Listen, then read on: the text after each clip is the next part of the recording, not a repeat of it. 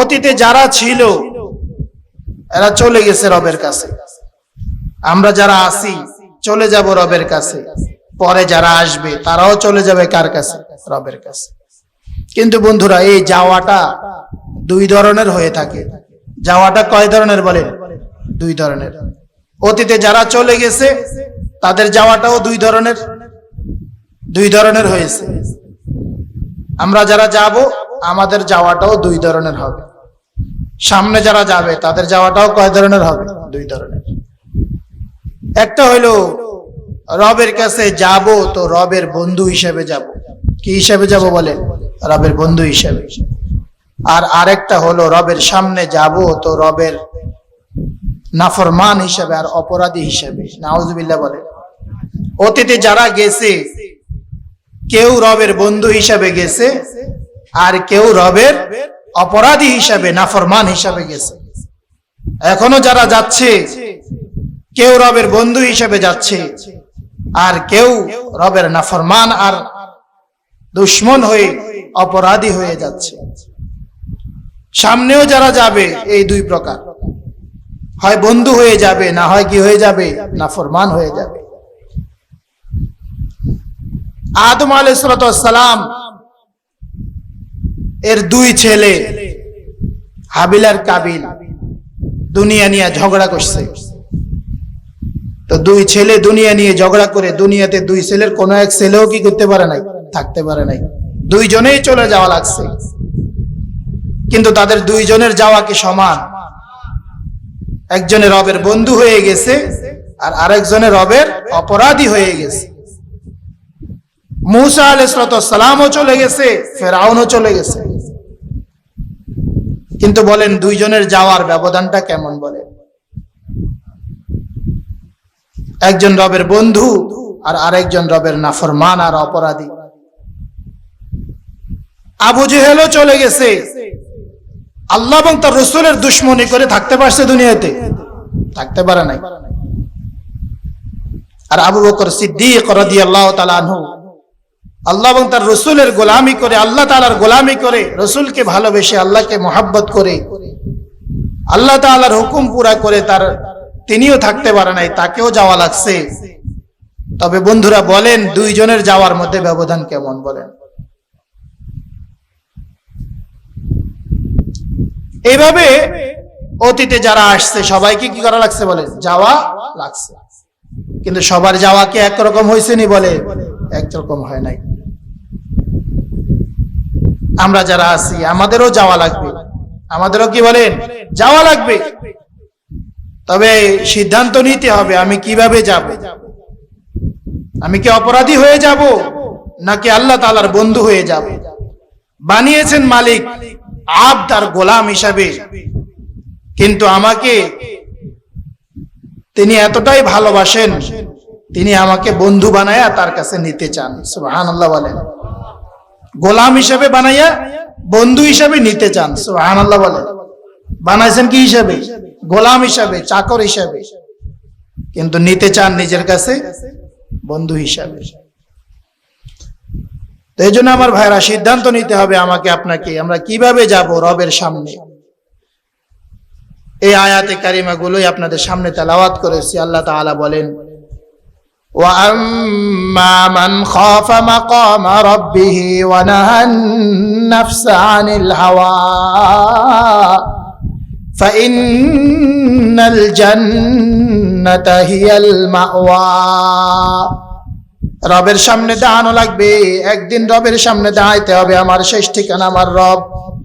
একদিন আমাকে আমার রবের সামনে দাঁড়াইতে হবে। যে ব্যক্তি এটাকে ভয় করে, যে এটাকে ভয় করে, যে এই কথাটা চিন্তা করে ভয়ে কম্পিত থাকে, আল্লাহ তাআলা বলেন যে আল্লাহর সামনে দাঁড়ানোকে ভয় করে এবং নিজের মন মতো না চলে, রবের মন মতো চলে। নিজের মন মতো না চলে, কার মন মতো চলে? শুধু আল্লাহকে ভয় করি ভয় করি বললে হবে? ভয় করে নিজের মন মতো না চলে কার মন মতো চলতে হবে? আল্লাহ তাআলা বলেন আল্লাহর সামনে দাঁড়ানোকে ভয় করে আর আল্লাহ নিজের মন মতো না চলে, আল্লাহ তাআলার মন মতো চলে। নিজের মন মতো না চলে, রাসূলের মন মতো চলে। ফাইন্নাল জান্নাতা হিয়াল মাওয়া, জান্নাতই হলো তার ঠিকানা। সুবহানাল্লাহ বলে। এজন্য আমার বন্ধুরা, যাবো তো আল্লাহর সামনে, তো আল্লাহর বন্ধু হিসেবেই যাওয়া দরকার। দুনিয়া থাকতেই আল্লাহর বন্ধু হওয়া লাগবে, পরকালে গিয়ে আর বন্ধু হওয়ার সুযোগ নাই, ঠিক কিনা বলেন? আমাকে এখানে থাকতেই আল্লাহ তাআলার এই পরিমাণ বন্ধু আমাকে হতে হবে। আমার আল্লাহ আমাকে আমার সাথে সাক্ষাতের জন্য ব্যতিব্যস্ত হয়ে যাবে। সুবহানাল্লাহ বলে। এটা কখন হবে? আমি যদি আমার আল্লাহর সাথে, আমি যদি আমার রবের সাথে আমার সাক্ষাৎকে যদি আমি পছন্দ করি, তো আমার রব আমার সাথে সাক্ষাৎকে পছন্দ করবেন। সুবহানাল্লাহ বলে।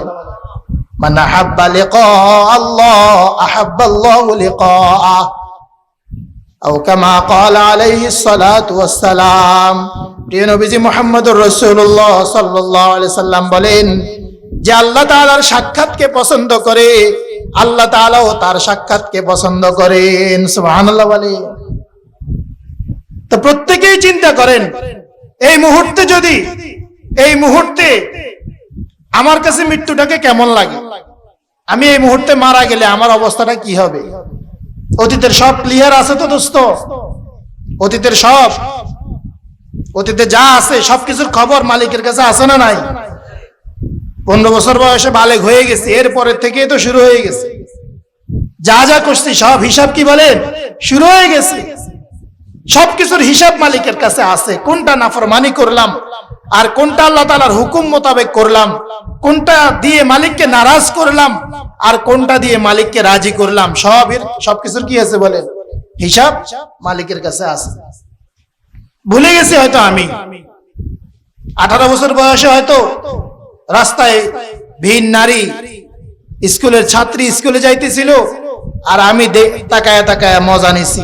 মালিকের নাফরমানি করছি নাকি গোলামি করছি হয়তো ভুলে গেছি আমি, কিন্তু মালিক কি বলছে? মালিক তো ভুলে নাই। সব কিছু আমার ডান কাঁধের ফেরেশতার মাধ্যমে লিখে রাখছে, বাম কাঁধের ফেরেশতার মাধ্যমে লিখে রাখছে। আল্লাহ তাআলা নিজেও সেগুলো দেখে রাখছে, গুনে গুনে রাখছে। সময় সিসি ক্যামেরা বানায় দিছে, সময়কে সিসি ক্যামেরা বানায় দিছে। সময় সাক্ষী দিয়ে দিবে যেই জায়গায় দাঁড়িয়ে মালিকের নাফরমানি করেছি ওই জায়গাটাও সিসি ক্যামেরা হয়ে আছে, ঠিক কিনা বলে? ওই জায়গাও মালিকের কাছে সাক্ষী দিয়ে দিবে। এইভাবে আল্লাহ তাআলা অসংখ্য সিসি ক্যামেরা লাগায় রাখছে। এরপরে মালিক আবার নিজেই তাকায় আছে। সুবহানাল্লাহ বলে। ওহুয়া মাকুম আইনামা কুনতুম, তিনি তোমার সাথে আছে তুমি যেখানেই থাকো না কেন। ইন্নাল্লাহা খাবীরুম বিমা তা'মালুন, আল্লাহ তাআলা বলেন তিনি আল্লাহ তোমার জীবনের যত কাজ আছে সব কাজের খবর তার কাছে আছে। এজন্য আমার বন্ধুরা, রব্বুল আলামিন আরেক আয়াতের মধ্যে বলেন কামিয়াবি কারা, কামিয়াব লোক কারা, সফল কাম কারা?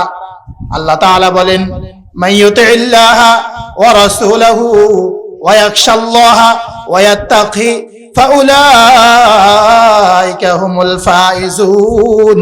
রব্বুল আলামিন বলেন যারা আল্লাহ তাআলার আনুগত্য করে, তার রাসূলের আনুগত্য করে, অতীতের গুনাহের জন্য আল্লাহকে ভয় করে, সামনের গুনাহ না করার ব্যাপারে আল্লাহকে ভয় করে, অতীতে যেই গুনাহগুলো হয়ে গেছে সেই গুনাহের কথা চিন্তা করে আল্লাহকে ভয় করে। বুঝেন না কথা? অতীতে যেই গুনাহগুলো হয়ে গেছে সেগুলোর কথা চিন্তা করে কাকে ভয় করে? ওয়াল্লাযীনা ইযা ফাআলু ফাহিশাতান আও যালামু আনফুসাহুম যাকারুল্লাহ ফাস্তাগফিরু লিযুনুবিহিম ওয়া মান ইয়াগফিরুয যুনুবা ইল্লাল্লাহ ওয়া লাম ইউসিররু আলা মা ফাআলু ওয়া হুম ইয়ালামুন।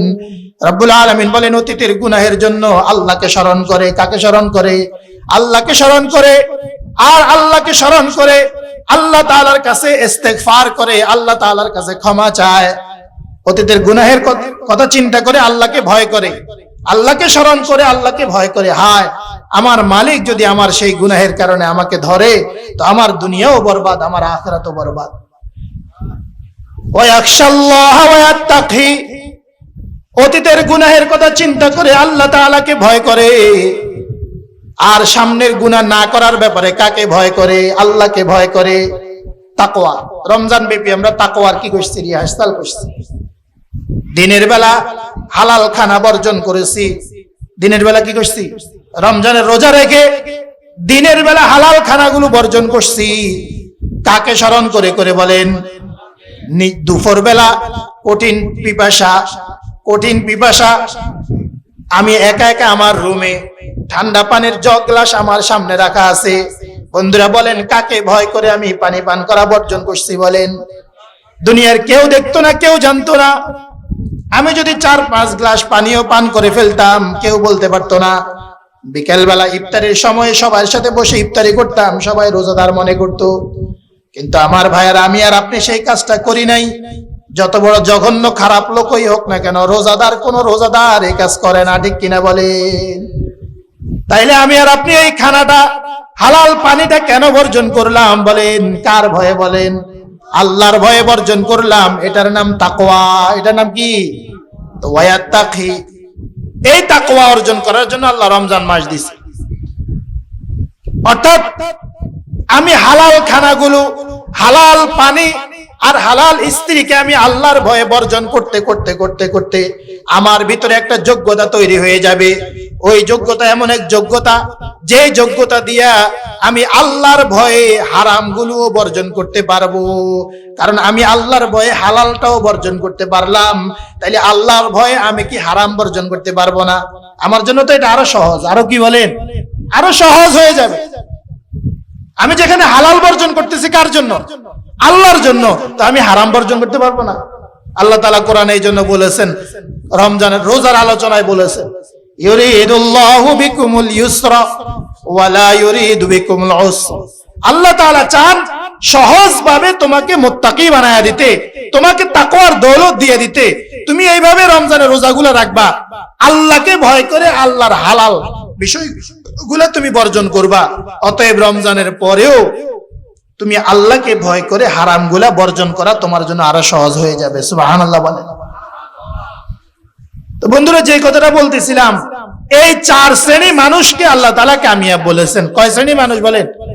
1 নম্বরে যারা আল্লাহ তাআলার আনুগত্য করে। বলেন 1 নম্বর, যারা আল্লাহ তাআলার আনুগত্য করে। 2 নম্বরে তার রাসূলের আনুগত্য করে। 3 নম্বর, অতীতের গুনাহের জন্য কাকে ভয় করে? আল্লাহ তাআলাকে ভয় করে। সামনের গুনাহ না করার ব্যাপারে আল্লাহকে ভয় করে। অর্থাৎ আল্লাহকে ভয় করে করে গুনাহ বর্জন করে। কি করে বলেন?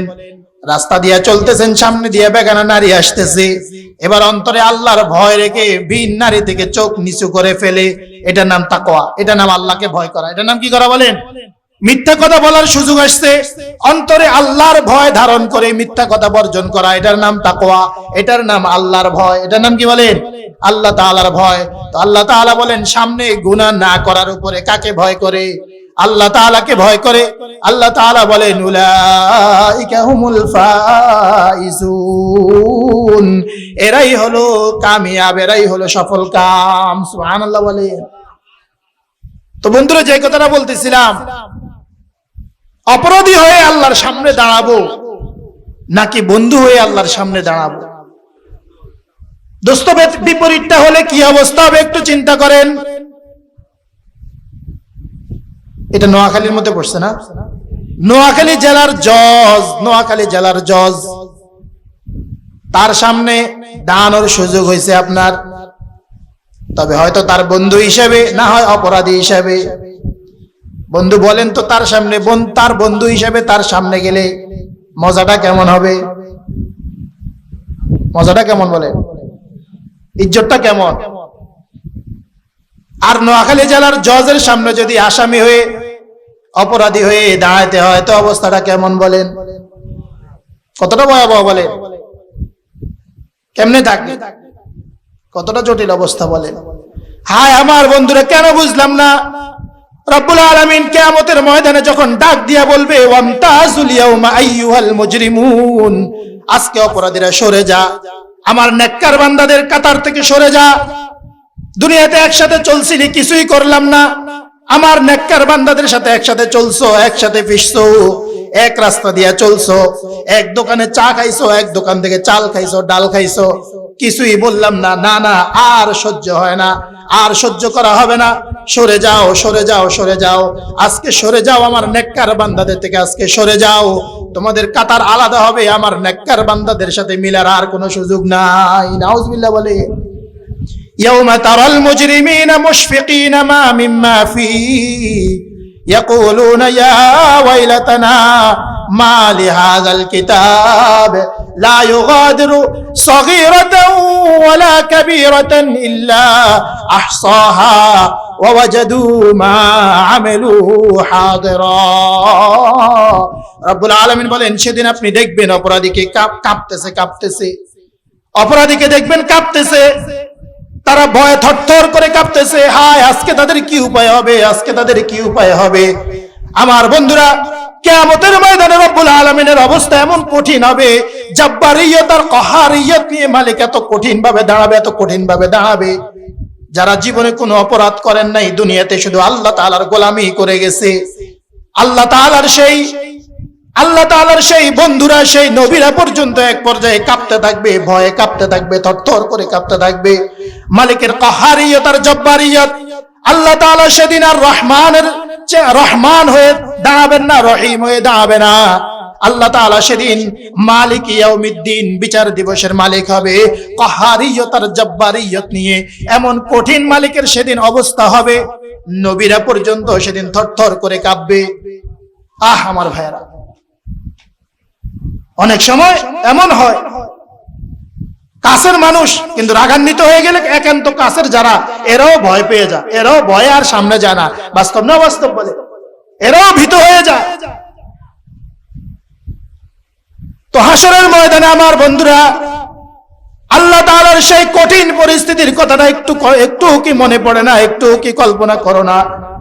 আল্লাহর নবী যাকে নিজ হাতে আল্লাহ তাআলা সৃষ্টি করেছেন, বাবা আদম আলাইহিস সালাতু ওয়াস সালাম, নাফসি নাফসি বলে দৌড়াইতেছে, হায় আজকে আমার কি হবে।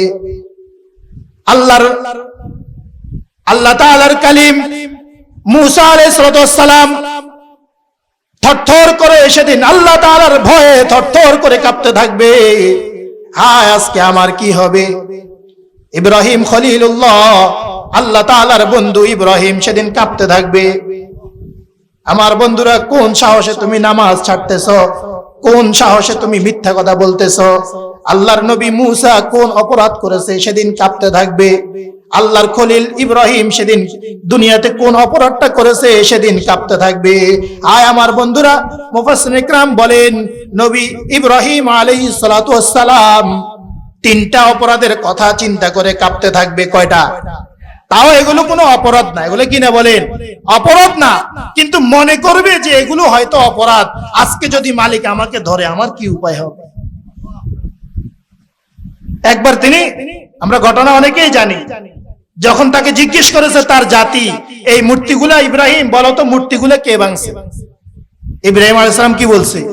বড়টা ভাঙছে। বড়টারে জিজ্ঞেস করো, বড়টা ভাঙছে। কোনটা ভাঙছে? বড়টা। তিনি সব ছোট ছোট সব মূর্তিগুলা ভেঙে তিনি কুড়ালটা বড় মূর্তিটার কাঁধে রেখে দিছে। তো জাতি জিজ্ঞেস করছে, ইব্রাহিম বলো তো কে ভাঙছে মূর্তিগুলা? ভাঙছে কি আমাদের মূর্তিগুলা কে ভাঙছে? ইব্রাহিম আলাইহিস সালাম বলছেন বড়টারে জিজ্ঞেস করো, বড়টা ভাঙছে। তো তিনি একটু ঘুরাইয়া বলছে, তার উদ্দেশ্য ছিল বড়টা মানে নিজেকেই উদ্দেশ্য ছিল, কারণ যিনি নবী হন তিনি সবার চেয়ে বড় হয়, তিনি সবার চেয়ে কি হয়, তিনি উদ্দেশ্য নিয়েছেন এটা। কিন্তু জাতি তো বুঝছে হলো যেহেতু কুড়াল কাঁধে কাঁধ বড় মূর্তিটা, তাইলে সে ভাঙছে, তাইলে এটা মিথ্যা কথা হয়েছে না? কি হয়েছে না বলে? মিথ্যা কথা হয়েছে না। কিন্তু আমার ভাইয়েরা, ইব্রাহিম খলিলুল্লাহ হাসরের ময়দানে রব্বুল আলামিনের কাহারিয়ত আর জব্বারিয়ত আর কঠোরতার সামনে এই কথাটার কথা চিন্তা করে কাঁপতে থাকবে, মালিক যদি আমাকে ধরে, ইব্রাহিম কেন মিথ্যা কথা কইছো, আমার কি উপায় হবে, এই কথা চিন্তা করে কাঁপতেছে। আল্লাহ, এইভাবে সমস্ত নবীরা নিষ্পাপ মাসুম, তারপরেও দুনিয়াতে দুই একটা এদিক সেদিক যেটা সাধারণভাবে আসলে অপরাধ না, ওটাকে নিজেরা অপরাধ মনে করে আল্লাহ তাআলার কঠোরতার সামনে সেদিন কাঁপতে থাকবে। কত কঠিন পরিস্থিতি সেদিন হবে দোস্ত, চিন্তা করেন। আর আমি নামাজ ছাড়ার গুনাহ নিয়ে মালিকের সামনে রওনা দিছি, মালিকের সামনে দাঁড়ানোর রওনা দিছি। কি বলেন? নামাজ ছেড়ে কি পরিমাণ নামাজ ছাড়ছি হিসাব নাই। নাউজুবিল্লাহ বলেন। কি পরিমাণ মিথ্যা কথা বলে দোস্ত মালিকের সামনে দাঁড়ানোর জন্য রওনা দিছি। হায় আমার ভাইয়েরা, এতটুকু কি আমার স্মরণে আসে না, মনে পড়ে না? আল্লাহর হাবিব প্রিয় নবীজি মুহাম্মদুর রাসূলুল্লাহ সাল্লাল্লাহু আলাইহি ওয়াসাল্লামের প্রিয় সাহাবী, অর্ধ পৃথিবীর বাদশা আমিরুল মুমিনিন ওমর ফারুক রাদিয়াল্লাহু তাআলা আনহু বলেন, কোন অপরাধটা করেছে, কোন গুনাহ করেছে, কি গুনাহ করেছে আর কি অপরাধ করেছে? ঈদের দিন ঈদের নামাজটা পড়ে নিজের ঘরে গিয়া দরজা জানালা বন্ধ করে দিয়া নিজে চিৎকার করে কাঁদতে থাকে। সুবহানাল্লাহ বলে। সাহাবীরা দৌড়ায় আসে, আমিরুল মুমিনিন এমন ভাবে কাঁদতেছে মনে হয় যেন কোনো একটা বিপদ হয়ে গেছে। আমিরুল মুমিনিন, আপনার কি হয়েছে? আমিরুল মুমিনিন ওমর ফারুক রাদিয়াল্লাহু তাআলা বলতেছেন, আমার গুনার কথা স্মরণ করে আমি মালিকের কাছে ইস্তেগফার করতেছি, কাঁদতেছি। সুবহানাল্লাহ বলে। সাহাবায়ে কেরাম জিজ্ঞেস করে, আমিরুল মুমিনিন, আপনি কি আল্লাহর হাবিব প্রিয় নবীজি মুহাম্মদুর রাসূলুল্লাহ সাল্লাল্লাহু আলাইহি ওয়াসাল্লামের ওই প্রিয় সাহাবী না যাকে আল্লাহ রাসূল সাল্লাল্লাহু আলাইহি ওয়াসাল্লাম জান্নাতের সার্টিফিকেট দিয়ে গেছে? সুবহানাল্লাহ বলে। কি বলেন? ওমরকে সার্টিফিকেট দিছে কি দেয় নাই? ওমর ফিল জান্নাহ কে বলেছেন? রাসূল তো বলে গেছেন ওমর ফিল জান্নাহ, ওমর জান্নাতি। সুবহানাল্লাহ বলে। দুনিয়াতে বলছে ওমর জান্নাতি, আসমানে গিয়া ওমরের জান্নাত নিজের চোখে দেখেও আসছে। সুবহানাল্লাহ বলে। মেরাজের রাতে নবীজি ওমরের জান্নাত কি বলেন দেখে আসছে, নিজের চোখে দেখে আসছে। আয়েশা ওমরের কাছে বলছে, ওমর, সুন্দর এক সাদা দবদবে প্রাসাদ, ভিতরে অনিন্দ সুন্দরী হুর গেলমানরা খেলতেছে, দৌড়াইতেছে। আমি জিব্রাইলকে জিজ্ঞেস করার আগে আমি ভাবছি এত সুন্দর জান্নাত এটা হয়তো আমার হবে। কার হবে? আমার হবে। আগায় গেছি ঢুকার জন্য ওই জান্নাতে, জিব্রাইল বললেন, ইয়া রাসূলুল্লাহ, এটা আপনার না, এটা আপনার সাহাবী ওমরের জান্নাত। সুবহানাল্লাহ বলে। নবীজি বলেন, ওমর, ভিতরে হুর গিল, সঙ্গে সঙ্গে আমার লজ্জা হয়ে গেছে। আমি লজ্জায় তোমার কথা আমার মনে পড়ে গেছে। না জানি আবার তোমার গায়রত আর তোমার আত্মমর্যাদায় বাদে আমি জান্নাতে তোমার হুরদেরকে দেখে ফেলি, হুরদেরকে দেখবো আর তোমার আত্মমর্যাদায় লাগবে। এজন্য আমি আমার চোখ ফিরাইয়া দ্রুত সেখান থেকে চলে আসছি। সুবহানাল্লাহ বলবেন না?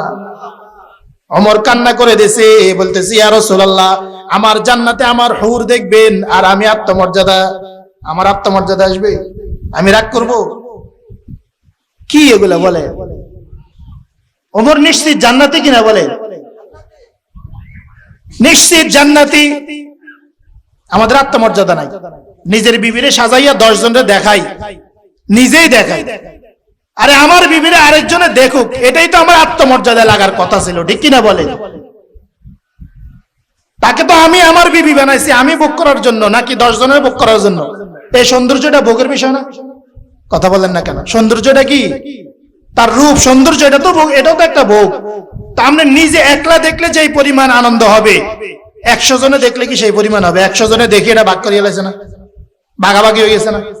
তো সেই আনন্দ কেমনে পাইবে? এই জন্য অনেকে বলে, হুজুররা বউরে বেশি ভালোবাসে। আরে বেশি ভালোবাসবো না কা? হুজুরের বউরে কি 10 জনে ভাগ করে চাইছেনি? হুজুরে তো একলাই দেখে, ঠিক কিনা ব্যাটিক বলেন না কেন? বাস্তব না বাস্তব? আত্মমর্যাদায় বাধার কথা ছিল, লাগার কথা ছিল। আমার বিবিটা আরেকজনে দেখবে কেন? এটা তো আমি, আমার আয়ত্তে, আমি কত কষ্ট করে তাকে কি করছি, বিবি বানাইছি। আমি কেমন বললাম, আমি কেমন মুসলমান হইলাম বলে? এক সাহাবী জিহাদের ময়দান থেকে আসছে, অনেক দিন পরে আসছে। তার বিবি তার জন্য অপেক্ষা করতে করতে ঘরের বাহিরে একটু বাহির হয়ে গেছে, ঘর থেকে একটু কি বলেন সামনে দরজার মধ্যে দাঁড়াইছে। সাহাবী যখন সফর থেকে আসছে তো তার বিবিকে ঘরের বাহিরে দেখে কল্লা ফালায় দিছে। আত্মমর্যাদা লাগছে যে আমার বিবি ঘরের বাহিরে থাকবে। হ্যাঁ আমার বন্ধুরা, এমনই ছিলেন সাহাবীদের আত্মমর্যাদা। নারী সাহাবীরও এমনই ছিল। যেদিন সর্বপ্রথম পর্দার আয়াত নাজিল হয়েছে, নারীদেরকে পর্দায় থাকার কথা আল্লাহ তাআলা বলেছেন, ওয়াকারনা ফি বুয়ুতিকুন্না ওয়ালা তাবাররাজনা তাবাররুজাল জাহিলিয়াতিল উলা। না সাহাবী কল্লা ফালায়া দিছে না, কল্লা ফালাইতে নিছিল, তরবারি বাইর করছে। তো বিবি বলতেছে, আমি কি জন্য বাইরে আসছি তুমি আগে সেটা জিজ্ঞেস করো। বলে কি জন্য আসছো? বলে আমার ঘরের ভিতরে আমার বিছানার উপরে এক বিরাট সাপ, আমি ভয়ে ঘর থেকে বাইরে আসছি। তারপরে সাহাবী কি করছে, তার তরবারি নামাইছে। সুবহানাল্লাহ বলবেন না? বলতেছে যদি তুমি আজকে কোন মাকুলি যুক্তিসঙ্গত ওজোর ছাড়া যদি ঘরের বাহিরে আসতা তো তোমার কল্লা ফালাইয়া দিতাম। আর মুসলমান আজকে নিজের বিবিকে সাজাইয়া কমিউনিটি সেন্টারে বিয়ে খাইতে যা, বাস্তব না বাস্তব বলেন? বাজারে বাজারে ঘুরতে যা, নাউজুবিল্লাহ বলেন? কেমনে মুসলমান হইলাম আমরা বলেন? وقرن في بيوتكن ولا تبرجن تبرج الجاهلية الأولى। রব্বুল আলামিন যখন এই আয়াত কারিমা নাযিল করলেন, হে নারীরা তোমরা ঘরেই থাকো, নিজেদের সৌন্দর্য প্রকাশ করে জাহিলিয়াতের মেয়েদের মতো তুমি ঘুরে বেড়াও না, নিজেদের ঘরেই থাকো। একান্ত প্রয়োজনে যদি তোমাকে বাইর হইতেই হয় তাহলে ওয়ালিয়াদরিবনা বিখুমুরিহিন্না আলা জুয়ুবিহিন, তোমার আপাদমস্তক হিজাবে আবৃত হয়ে তারপরেই বের হও। এই আয়াতে কারিমা নাজিল হওয়ার পরে আমার বন্ধুরা, সাহাবায়ে কেরামের নারীরা কি পরিমাণ পর্দার ভিতরে ঢুকে গেছে। একজন নারী সাহাবী, তিনি রাস্তা দিয়ে কোথাও যাচ্ছিলেন, পর্দার আয়াত তখনও তিনি জানতেন না পর্দার আয়াত নাজিল হয়েছে। হিজরি দ্বিতীয় হিজরিতে পর্দার আয়াত নাজিল হয়েছে, এর আগ পর্যন্ত পর্দা ছিল না। একজন নারী সাহাবী রাস্তা দিয়ে কোথাও যাচ্ছিল আগের মতো, দূর থেকে একজন সাহাবী ডাক দিয়ে বলতেছে, ও মা তুমি কি শোনো নাই আল্লাহ তাআলা নারীদেরকে ঘরে থাকার কথা বলছে, পর্দার কথা বলছে। ওই সাহাবী, নারী সাহাবী কোরআনে কারীমের আয়াত শোনার সঙ্গে সঙ্গে তিনি রাস্তার পাশেই বসে গেছে জড়সড় হয়ে। এরপরে তিনি বাড়িতে খবর পাঠাইছে, তার ছেলেদের কাছে খবর পাঠাইছে। ছেলেরা বড় চাদর এনে তারপরে মাকে আবৃত করে এরপরে ঘরে নিয়ে গেছে। সুবহানাল্লাহ বলে। তারাও মুসলমান, তুমি আর আমিও মুসলমান। হায় দোস্ত আমার, রব্বে কারীমের সামনে কিভাবে দাঁড়াবা? রব্বে কারীমের সামনে দাঁড়ানো থাক দূরের কথা, এই সাহাবীদের সামনে কেমনে দাঁড়াইবা? ঠিক কিনা বলে? সাহাবীদের সামনে কেমনে দাঁড়াবো বলেন? কেমনে দাঁড়াবো বলেন? ওয়া আম্মা মান খাফা মাকামা রাব্বিহি ওয়া নাহান নাফসা আনিল হাওয়া ফাইন্নাল জান্নাতা হিয়াল মাওয়া। একদিন কার সামনে দাঁড়ানো লাগবে বলেন? আল্লাহর সামনে দাঁড়াইতে হবে। সূর্যটা 1 থেকে 1.5 হাত উপরে থাকবে। রিওয়ায়াতের ভিন্নতা আছে। কোন কোন রিওয়ায়াত আছে আপনার এই কি আছে না, আপনার সুরমাদানের যে শলাটা, সুরমা লওয়ার শলাটা, এই শলা বরাবর, শলার সমান, অর্থাৎ মাথা থেকে কতটুকু বলে এই শলা সমান উপরে থাকবে সূর্যটা। নাউজুবিল্লাহ বলে। এই অবস্থার মধ্যে দোস্ত কদম নাড়ানো যাবে না, কদম নাড়ানো যাবে না, একটা কদম নাড়ানো যাবে না। 5টা প্রশ্নের উত্তর দেওয়া ছাড়া। কয়টা প্রশ্ন বলেন? আন হায়াতিহি ফিমা আফনা ওয়া আন উমরিহি ফিমা আবলা ওয়া আন মালিহি মিন আইনা ইকতাসাবাহু ওয়া ফিমা আনফাকা ওয়া মাযা আমিলা ফিমা আলিমা আও কামা ক্বালা আলাইহিস সালাতু ওয়াস সালাম। তোমার হায়াতটা কোন কাজে লাগাইছো হিসাব দিয়ে যাও। তোমার যৌবন কোন কাজে লাগাইছো হিসাব দিয়ে যাও। তোমার মাল কিভাবে কামাই করেছো হিসাব দিয়ে যাও। কিভাবে খরচ করেছো হিসাব দিয়ে যাও। তুমি যা জানছো সেই অনুযায়ী কতটুকু আমল করছো হিসাব দিয়ে যাও। বলেন আর কোনটা কোনটা বাদ আছে? বাদ আছে নি আর কিছু? বলেন হায়াতের হিসাব দেওয়া লাগবে। হায়াত কোন পরিস্থিতিতে, কার সামনে, কোন পরিস্থিতিতে, কার সামনে চিন্তা করেন। কহার রবের সামনে, জব্বার রবের সামনে। ওয়াত্তাকু ইয়াওমান লা তাজজি নাফসুন আন নাফসিন শাইআ ওয়ালা ইউকবালু মিনহা আদলুন ওয়ালা তানফাউহা শাফাআতুন ওয়ালা হুম ইউনসারুন। আমার কত সমস্যা কি? আর আপনি চলে দেখেন কি পরিমাণ সহজ। যেটা ইসলাম এটাই সহজ, যেটা ইসলাম এটা কি, এটা সহজ। আর যেটা ইসলাম এটাই নিরাপদ। ইসলাম মানে শান্তি, অর্থাৎ ইসলাম মানলেই না শান্তি, না মানলে তো অশান্তি, ঠিক কি না বলেন? ইসলাম মানলে কি বলেন? শান্তি, না মানলে কি? অশান্তি। কিন্তু একটা পাইছে, ইসলাম মানে শান্তি। ইসলাম মানে কি বলেন? কার জন্য শান্তি এটা তো বুঝতে হবে। ইসলাম মানে শান্তি, তাই বলে কি আবু জেহেলের জন্য কি শান্তি? আবু জেহেলের জন্য কি বদরে তরবারি ছিল না? বদরে তরবারির আঘাত ছিল কিনা বলেন? তো ইসলাম মানে শান্তি নাকি? ইসলাম তো আবু বকরের জন্য শান্তি, ইসলাম আবু জেহেলের জন্য কিভাবে শান্তি হবে? ইসলাম তো আবু জেহেলের জন্য দুনিয়াতেও লাঞ্ছনা, ইসলাম তো আবু জেহেলের জন্য দুনিয়াতেও তরবারির আঘাত, ইসলাম তো আবু জেহেলের জন্য পরকালে জাহান্নামের শাস্তি, ঠিক কিনা বলেন? আর ইসলাম তো আবু বকর সিদ্দিক রাদিয়াল্লাহু তাআলা আনহুর জন্য দুনিয়াতেও শান্তির কারণ, ইসলাম তো আবু বকর সিদ্দিকের জন্য মৃত্যুর সময় শান্তির কারণ, ইসলাম তো আবু বকরের জন্য কবরে শান্তির কারণ, ইসলাম তো আবু বকরের জন্য ফুলসিরাতের শান্তির কারণ, ইসলাম তো আবু বকরের জন্য পরকালে জান্নাতের শান্তির কারণ। সুবহানাল্লাহ বলে। যে ইসলাম মানবে, ইসলাম তার জন্য শান্তি বয়ে আনবে। যে মানবে না, তার দুনিয়াতেও অশান্তি শুরু হবে, দুনিয়াতেও অশান্তি হবে, পরকালেও চূড়ান্ত অশান্তি অপেক্ষা করতেছে, ঠিক কিনা বলেন? এজন্য প্রিয় নবীজি মুহাম্মদুর রাসূলুল্লাহ সাল্লাল্লাহু আলাইহি ওয়াসাল্লাম বিভিন্ন বাদশাদের কাছে চিঠি লিখছে, আসলিম তাসলাম, তুমি ইসলাম গ্রহণ করো, নিরাপত্তা পাবে, তুমি নিরাপদ হয়ে যাবে, তুমি শান্তি পাবে। কিন্তু যদি ব্যতিক্রম হয় তাহলে প্রস্তুত থাকো, তরবারি এ কথা বলবে। সুবহানাল্লাহ বলবেন না? তাহলে কে কথা বলবে? তো তরবারির আঘাত কি শান্তি? দুনিয়াতে তরবারি, কবরে কঠিন শাস্তি, হাসরের ময়দানে কঠিন আযাব, ফুলসিরাতে কঠিন দুরবস্থা, এরপরে চিরস্থায়ী জাহান্নামের আযাব। ইসলাম আসলে মানুষের দুই অবস্থা, হয়তো ইসলাম গ্রহণ করে চির শান্তির বন্দোবস্ত করে নিবে, না হয় ইসলামকে উপেক্ষা করে দুনিয়াতেও বেইজ্জতি, দুনিয়াতেও অশান্তি, আর পরকালে অশান্তির কারণ হবে। বাহ্যিকভাবে হাজারো শান্তির উপকরণ দেখা যাইতে পারে, কিন্তু আমার বন্ধুরা ধোকার কিছু নাই। দুনিয়া শান্তি না, দুনিয়া শান্তির উপকরণ মাত্র। সুন্দর বাড়ি, সুন্দর গাড়ি, ঘরের কোনো সামানার অভাব নাই, কিন্তু আমার বন্ধুরা এগুলো শান্তি না, এগুলো শান্তির উপকরণ মাত্র। এই শান্তির উপকরণ মানে শান্তি না। গিয়ে দেখেন 5টা ঘুমের বড়ি খাওয়া ছাড়া ঘুম আসে না, ঠিক কিনা বলে? ঘুমের বড়ি এক মুঠ খাওয়া ছাড়া কি আসে না? ঘুম আসে না। তো শান্তি, এই ঘর শান্তি নাকি?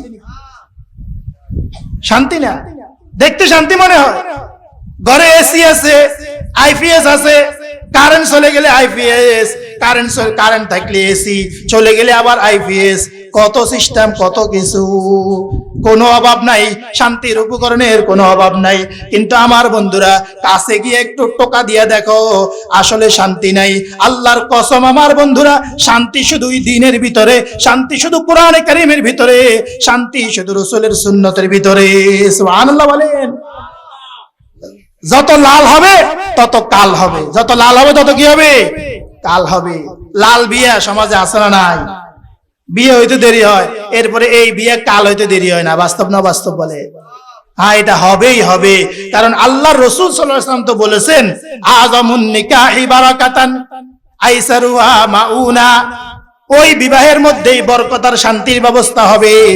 যেই বিবাহ সাদামাটা হবে, অল্প স্বল্প খরচের মধ্যে হবে, ওই বিবাহের মধ্যে কি হবে?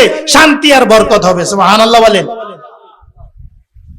দেখতে অনবরত, দেখতে কি হবে না? জাকজমক হবে না, দেখতে জাকজমক হবে না, কিন্তু আমার ভাইয়েরা এই বিবাহের মাধ্যমে শান্তির ফয়সালা হবে, বরকতের ফয়সালা হবে।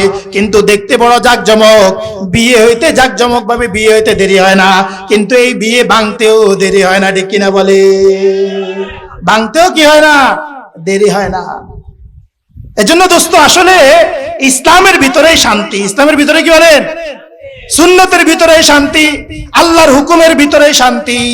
মান আমিলা সালিহাম মিন যাকারিন আও উনসা ওয়া হুয়া মুমিন ফালানুহইয়ান্নাহু হায়াতান তাইয়্যিবা ওয়া লানাজজিয়ান্নাহুম আজরাহুম বিআহসানি মা কানু ইয়ামালুন।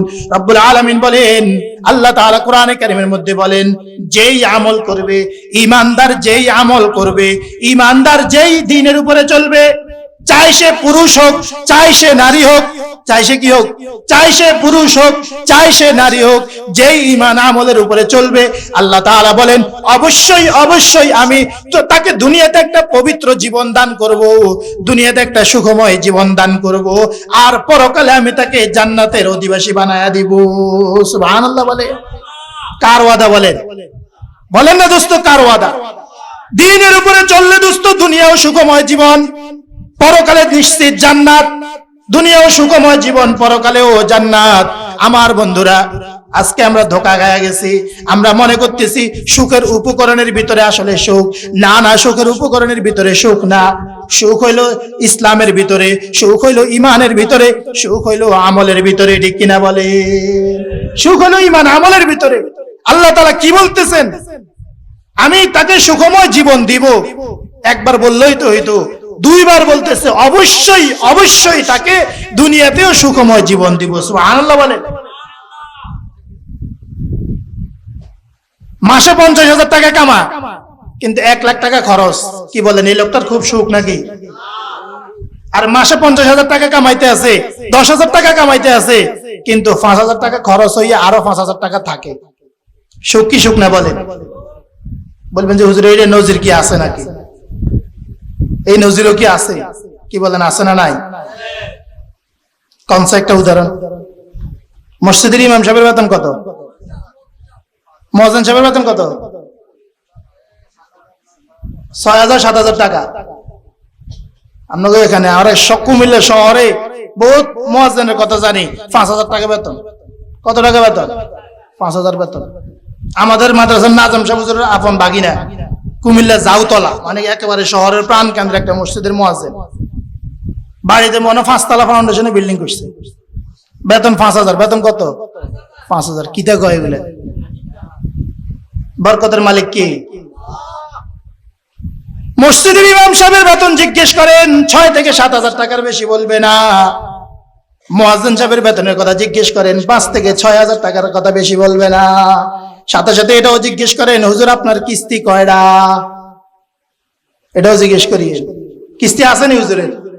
যে হুজুরের কিস্তি আছে, এই হুজুর কি হুজুর হইব? এই হুজুর কি আলেম না আলেম নামে কলঙ্ক?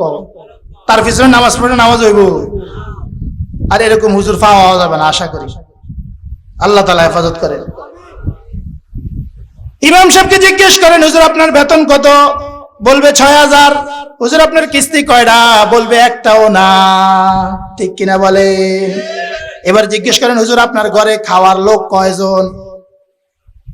দেখবেন যে তাও অনেক বেশি কইব। ঠিক কিনা বলেন? আর সিএনজি ওয়ালারে জিজ্ঞেস করেন, ভাই কামাই কত?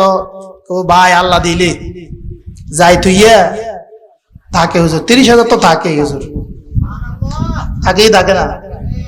30 নিজের সিএনজি অনায়াসে 30,000 কি অটোওয়ালারা তো থাকে, কিন্তু বেচারা সিএনজি ওয়ালা রাত ভর ঘুম আসে না, এই পাশ ওপাশ করে, কারণ সকালে ঘুম থেকে উঠলে কিস্তিওয়ালা এসে খাড়াইয়া থাকবো। আরে বাস্তব না? বাস্তব। শুধু কি সিএনজি ওয়ালার দোষ, অটোওয়ালার দোষ না। এই গ্রামের যারা দোকান পাটে ব্যবসা করে এদের কি অবস্থা? ঘরের নারীদের কি অবস্থা? আমরা এত সুদের উপরে এত সুদি কারবার করে খুব শান্তিতে থাকবেন নাকি? আল্লাহর সাথে যুদ্ধ। সুদ তো মানে ডাইরেক্ট আল্লাহর সাথে যুদ্ধ। কার সাথে যুদ্ধ? সরাসরি আল্লাহর সাথে যুদ্ধ। নাউজুবিল্লাহ বলেন। ফাআযানু বিহারবিম মিনাল্লাহ। যদি সুদ বর্জন করতে না পারো তাহলে আল্লাহর সাথে যুদ্ধের জন্য প্রস্তুত হও। নাউজুবিল্লাহ বলেন। আল্লাহর সাথে যুদ্ধ করে ফেরাউন টিকতে পারে নাই, আল্লাহর সাথে যুদ্ধ করে কারুন টিকতে পারে নাই, আল্লাহর সাথে যুদ্ধ করে হামাস টিকতে পারে নাই, আল্লাহর হামান আল্লাহর সাথে যুদ্ধ করে নমরুদ টিকতে পারে নাই, আল্লাহর সাথে যুদ্ধ করে আবু জেহেল টিকে নাই, উতবা সাহেবারা টিকে নাই, আল্লাহর সাথে যুদ্ধ করে দোস্ত তুমি আমিও টিকতে পারবো না। সুদ খাওয়া মানে আল্লাহর সাথে যুদ্ধ করা, নিজের মেয়েটাকে বেপরদায় ফাটানো মানে আল্লাহর সাথে যুদ্ধ করা। তুমি মেয়ে হয়ে তোমার কাপড়টা টাকনোর উপরে পড়ছো মানে আল্লাহর সাথে যুদ্ধের ঘোষণা দিছো। তুমি ছেলে হয়ে পুরুষ হয়ে তোমার কাপড়টা টাকনোর নিচে পড়ছো মানে আল্লাহর সাথে যুদ্ধ, ঠিক কিনা বলেন? প্রতিটা নাফরমানি মানে আল্লাহর সাথে যুদ্ধের ঘোষণা। হায় আমার দোস্ত, কেউ পূর্বের জমানায় কেউ মালিকের নাফরমানি করে টিকে নাই, তুমিও টিকতে পারবা না, ঠিক কিনা বন্ধুরা বলেন? ওই আবু জেহেলও টিকে নাই, উতবা সাহেবারাও টিকে নাই, ওই নমরুদ টিকে নাই, দুনিয়ার আদ সামুদ জাতি কেউ টিকে নাই।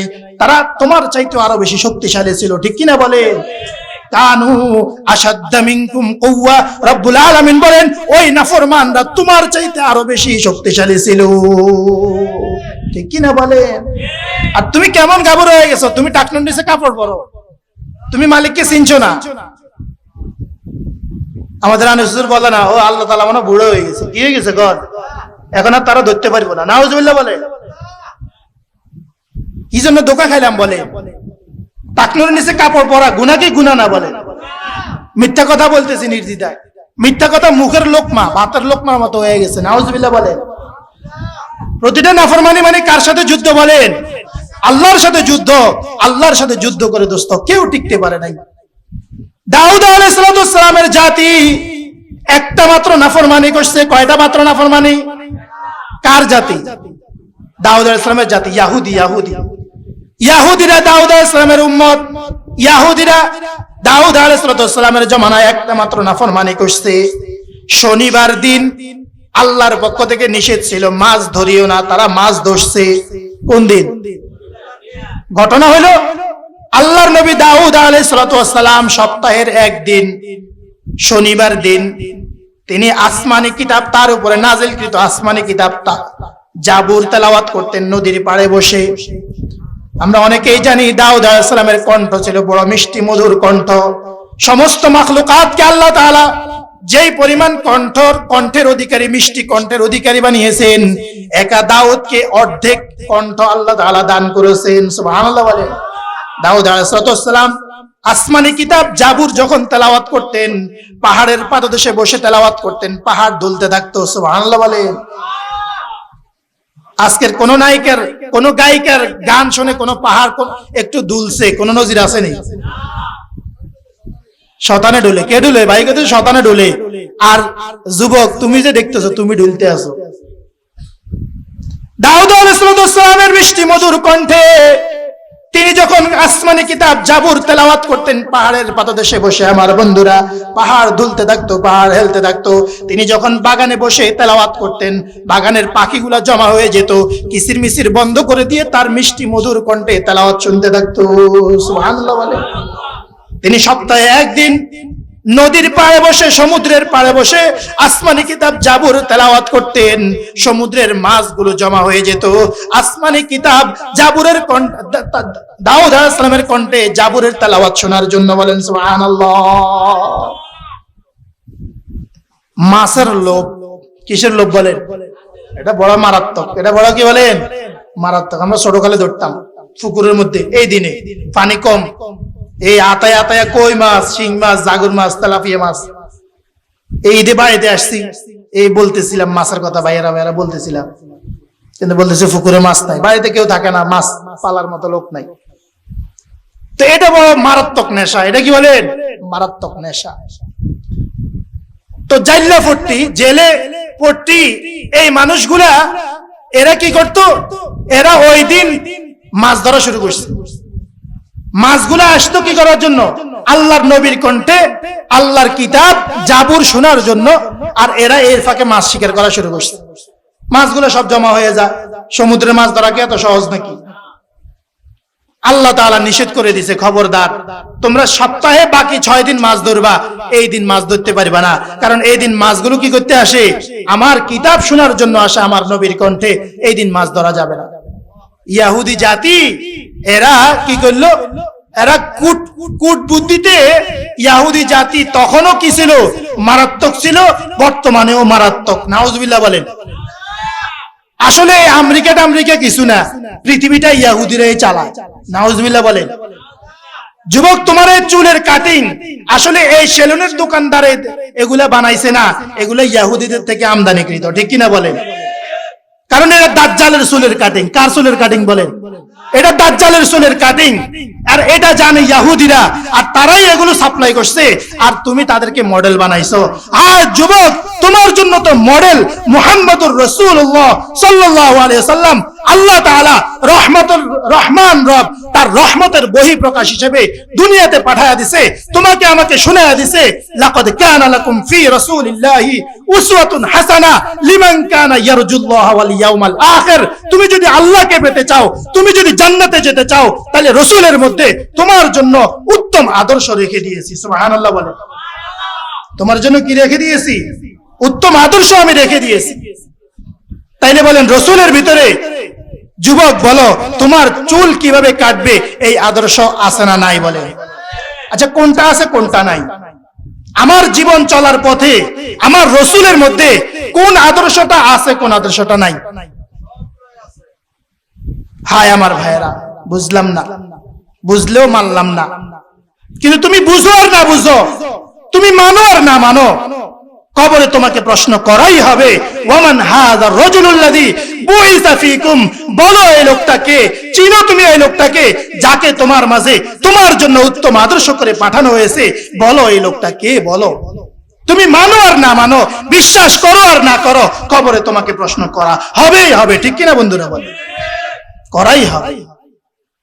তুমি চুল রাসূলের মতো কাটো আর না কাটো, তোমার লেবাস রাসূলের মতো তুমি পরো আর না পরো, তোমার ঘরের পরিবেশ রাসূলের ঘরের পরিবেশের মতো করো আর না করো, তোমার ছেলের বিয়া, তোমার মেয়ের বিবাহটা রাসূলের ছেলে মেয়েদের বিবাহের মতো করো আর না করো, নিজের বিবাহটা রাসূলের মতো করো আর না করো, তোমার ব্যবসা রাসূলের মতো করো আর না করো, কবরে গেলে তোমাকে জিজ্ঞেস করাই হবে, বলো ইনাকে চিনো কিনা, ইনাকে তোমার জন্য যে পাঠানো হয়েছে তুমি তাকে চিনো কিনা? প্রশ্ন করা হবে কি হবে না? বলে, প্রশ্ন করা হবেই।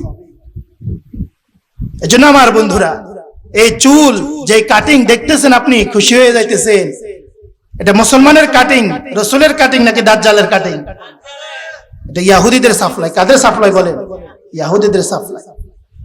হায় আমার ভাইয়েরা, যুবক বন্ধুরা, বলেন দোস্ত, যদি কবরে না যাইতেন, যেভাবে ইচ্ছা সেভাবে চলতেন।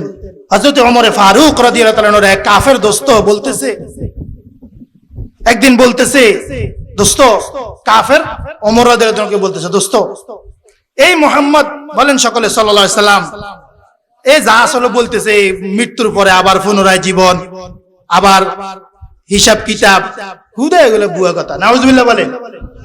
কি বলেন? এগুলো বুয়া কথা। বিশ্বাস না করলে ঈমান থাকবে না বলেন। তো বিশ্বাস করলে আমল করতে সমস্যা কি? বিশ্বাস করে আমল করে না, এটা কেমন বিশ্বাস? আসলে একটা হলো ঈমান আর একটা ইসলাম, আর একটা কি বলেন? কুল্লাম তুমিনু ওয়ালাকিন কুলু আসলামনা। রব্বুল আলামিন বলেন, ওই আরবিরা বলে আমরা ঈমান আনলাম, আমরা ঈমান আনলাম। আল্লাহ তাআলা আয়াতে কারিমা নাজিল করলেন, আমার হাবিব আপনি তাদেরকে বলে দেন, ঈমান আনলাম এই কথা বলিও না, ইসলাম কবুল করলাম তোমরা এই কথা বলো। মানে তাদের ঈমান আনলাম এই কথার ভিতরে কি ছিল? গাবলা ছিল। তো আল্লাহ তাআলা বলছেন না, এই কথা বলিও না, বলো আমরা ইসলাম কবুল করলাম। ঈমান মানে অন্তরের বিশ্বাস, আর ইসলাম মানে বাহ্যিক অঙ্গ প্রত্যঙ্গের আমল।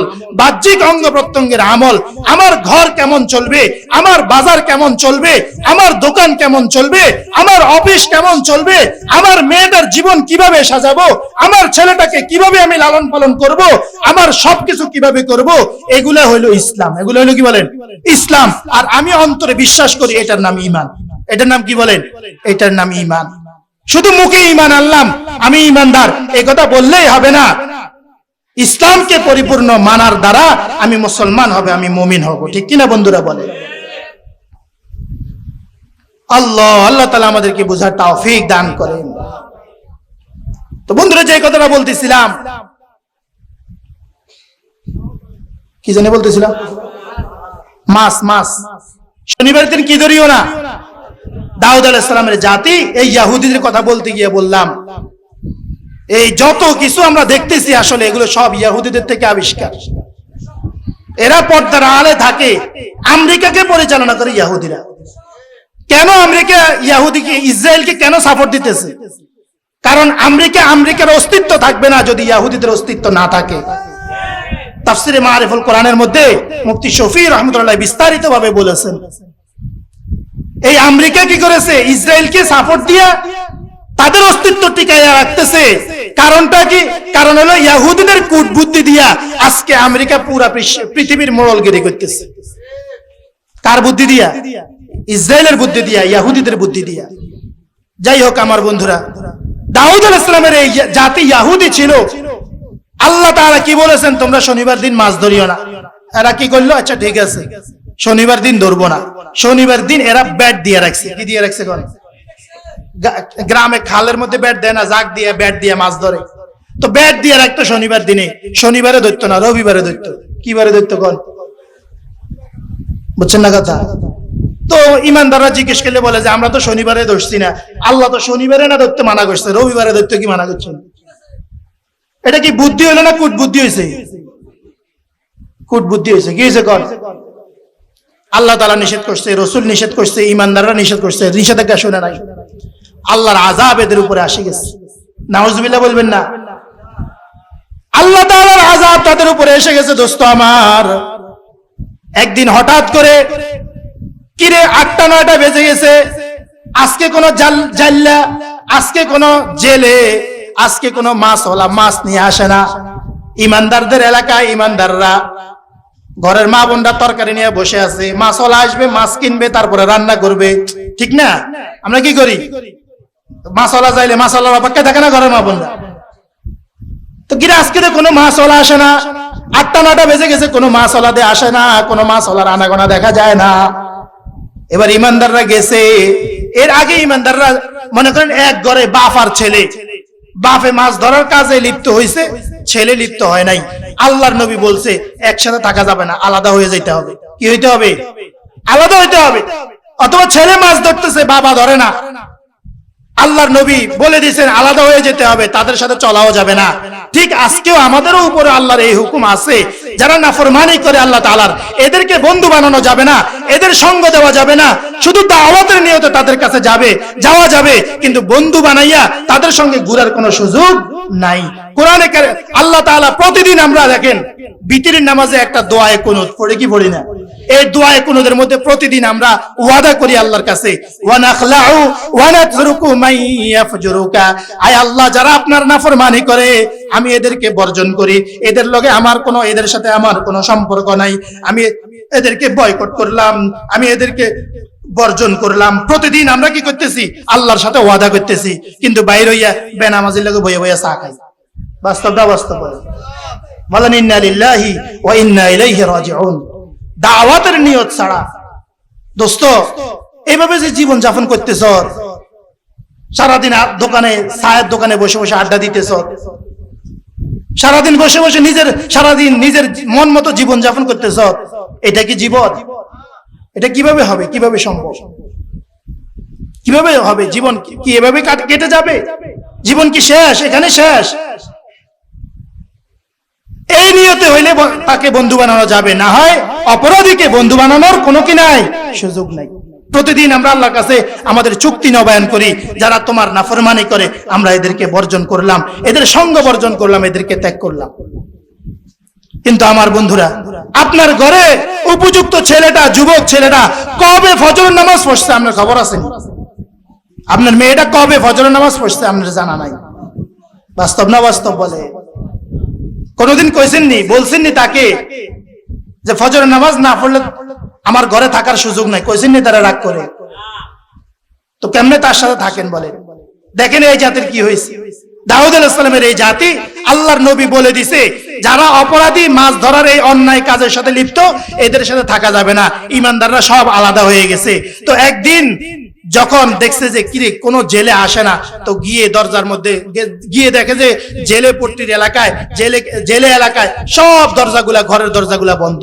দরজা টোকা দিছে, কোনো সারা শব্দ নাই। দরজা ভেঙে ঘরের ভিতরে ঢুকছে, কোনো মানুষ নাই, কিছু বানর আর কিছু শুয়োর লাফালাফি করতেছে। নাউজুবিল্লাহ বলেন, আওয়াজ দিয়ে বলেন নাউজুবিল্লাহ। আল্লাহ তাআলা কোরআনের মধ্যে জানায়া দিছে আমাদেরকে, না হয় আমরা জানতাম না। আল্লাহর নাফরমানি করলে কি পরিমাণ শাস্তি, কি পরিমাণ আযাব গজব আল্লাহ তাআলা পূর্বের জাতিদেরকে দিয়েছেন। আল্লাহ তাআলা কোরআনের মাধ্যমে আমাদেরকে অনেক কিছু জানায়া দিয়েছে। আল্লাহ তাআলা এই ঘটনাটাও কোরআনে কারীমের কয়েক জায়গার মধ্যে আল্লাহ তাআলা উল্লেখ করেছে। সূরা বাকারার মধ্যে আল্লাহ তাআলা বলেন, ওয়ালাকাদ আলিমতুমুল্লাযীনা আতাদাউ মিনকুম ফিস সাবতি ফাকুলনা লাহুম কুনু কিরাদাতান খাসিন।